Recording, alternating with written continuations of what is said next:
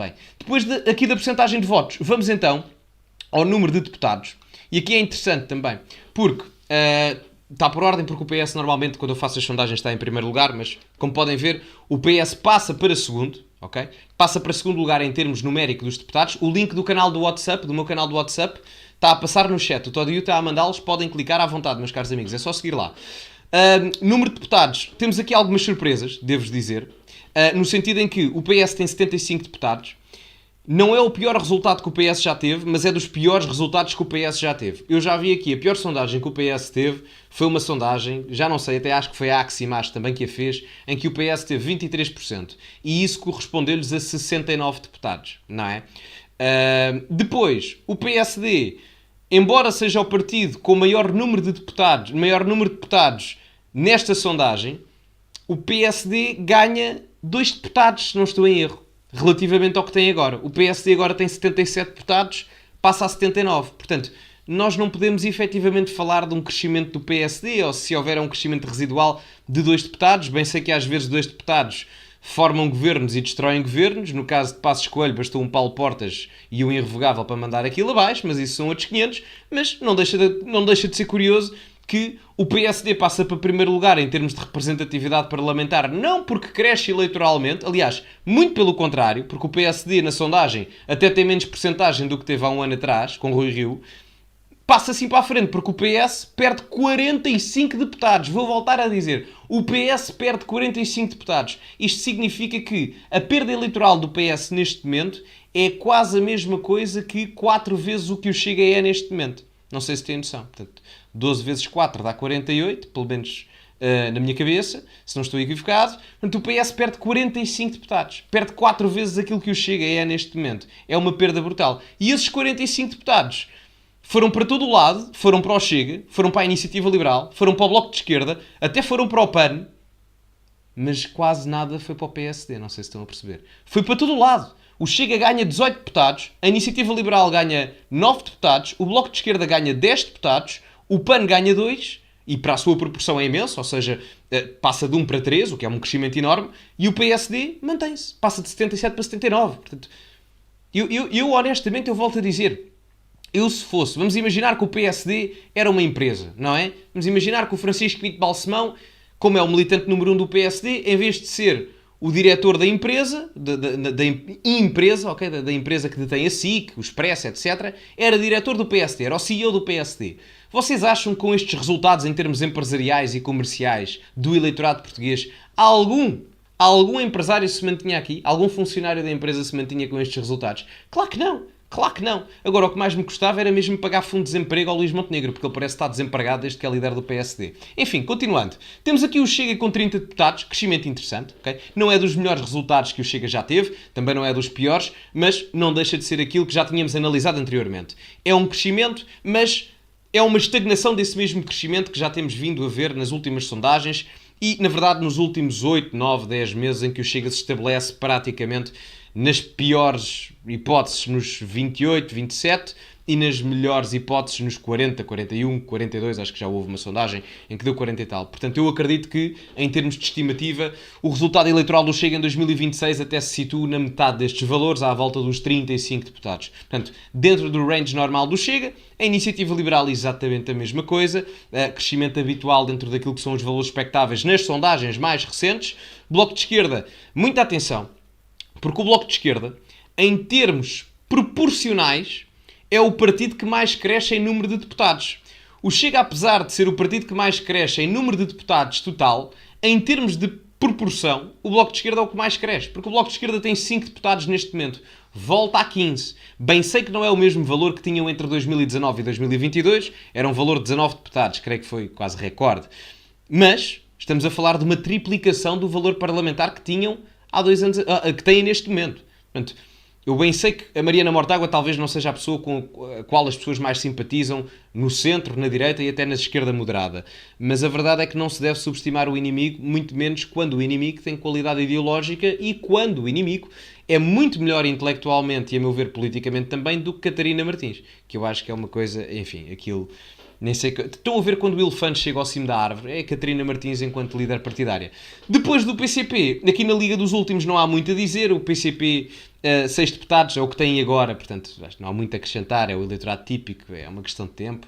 O PAN ganha 3 pela questão da dispersão do PS, acredito, e o LIVRE, enfim, sabem uma coisa, o LIVRE, só queria deixar aqui uma nota que é, o Chega é acusado de ser um partido monopessoal, unipessoal e não sei o quê, portanto, eu acho isso engraçado, porque eu olho para as redes sociais e os políticos em Portugal com mais seguidores, ou as pessoas ligadas a partidos com mais seguidores, são pessoas do Chega. O André Ventura é uma delas, o João Tili é outra, a Rita Matias é uma delas também. Portanto, eu conheço, e são pessoas que as pessoas conhecem, não é? Portanto, o unipessoal. Depois eu pergunto assim, ora, vamos lá ver quem é que a malta conhece do livro. Pá, é só mesmo o Rui Tavares. Quem é que a malta conhece do livro? Vamos dizer a Joacine, que já nem lá está. Portanto, a pessoa mais conhecida do livro nem sequer lá está há 2 anos. Não sei se estão bem a perceber. É como um bocado... Isto agora estou a fazer muitas comparações futebolísticas, mas era um bocado como o Matateu, que é a lenda do Belenenses, mas já não joga no Belenenses desde a década de 50, não é? Portanto, é um bocado... A Joacine é uma espécie de Matateu do livro, não é? Quase. Quase uma lenda histórica, porque foi a primeira a ir para o Parlamento, mas hoje em dia, pronto, já não está lá, não é? Enfim, exatamente, eu creio que vocês conseguem ver, eu vou ampliá-lo só um bocadinho, ok? Que eu acho que assim se consegue ver mais facilmente. Já agora, quem chegou entretanto, que meta like.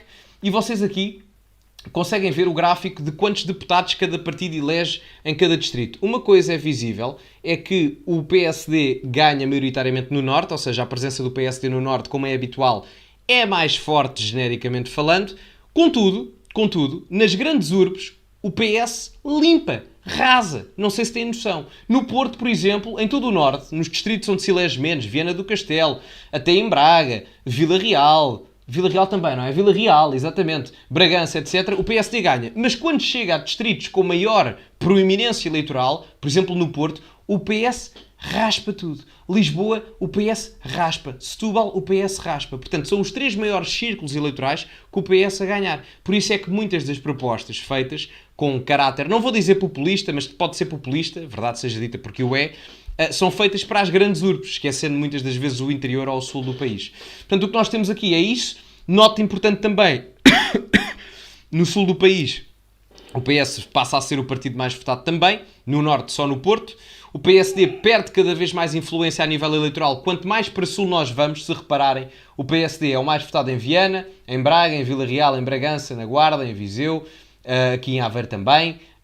Em Coimbra já perde para o PS, em Castelo Branco perde para o PS, recupera ali em Leiria, mas perde em Santarém, perde em Évora, perde em Porto Alegre, perde em Lisboa, perde em Setúbal, perde em Beja e perde em Faro. Portanto, o PSD tem ali algumas zonas do norte do país onde efetivamente pela questão do cavaquistão é muito forte, mas depois perde no resto do país e isso tira muitos votos, nomeadamente na questão das grandes urbes, Lisboa e no Porto. Outro dado interessante, deixando aqui o Bloco Central, PS e PSD, é o Chega, porque o Chega entra aqui num paradigma que nunca vimos em Portugal, que é termos mais do que um partido a representar o voto útil. Tirando talvez o PCP nas primeiras eleições em 76, agora temos aqui o Chega, em que nós, votando no Chega, no nosso distrito, seja ele qual for, o voto é útil, porque o Chega elege praticamente em todos os distritos. Não sei se têm noção disso. O Chega elege em Viana do Castelo, em Braga, em Vila Real, em Viseu.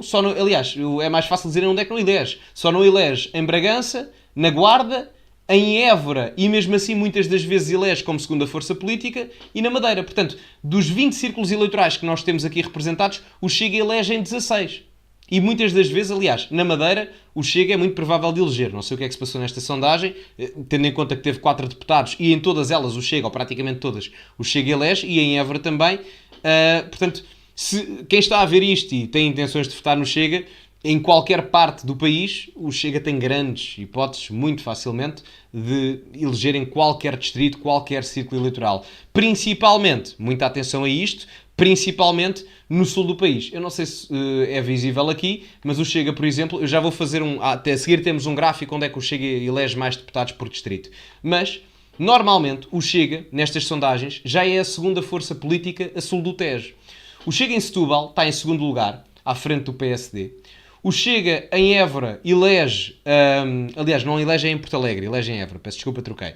O Chega elege o mesmo número de deputados que o PSD em Évora. Em Beja, o Chega está à frente do PSD e o PSD não elege. E em Faro, o Chega elege o mesmo número de deputados que o PSD. Ou seja, no sul do país, nestes distritos todos, o PSD e o Chega estão empatados em segundo lugar.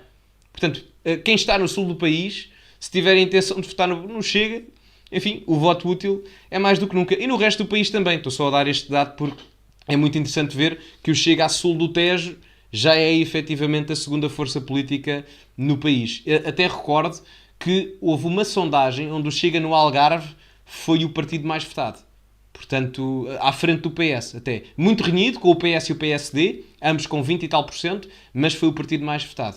O que é muito, mas muito interessante. Já agora, aqui, exatamente, vou andar aqui para o próximo gráfico, que é o último. Exatamente. Deputados por distrito. O Chega elege 7 deputados em Lisboa. Depois, o distrito onde o Chega é mais forte, em termos genéricos, é Setúbal e Faro. Honestamente, Faro Chega tende sempre a eleger sempre 3 deputados. Não sei o que é que se passou nesta sondagem. Há sempre uma exceção à regra, talvez seja esta, porque o Chega em 90% das sondagens elege normalmente 3 em Faro, mas em Setúbal e em Faro é onde o Chega, genericamente falando, proporcionalmente falando, é mais forte. No Porto, o Chega tem tido agora um crescimento recente, interessante, eu acho que a principal razão é a questão futebolística. Depois em Braga, Aveiro, Santarém e Faro, o Chega elege 2. No resto dos distritos, à exceção de Bragança, Guarda, Porto Alegre e a Madeira, o Chega elege 1. Portanto, de uma forma resumida, é isto que nós temos em termos da sondagem.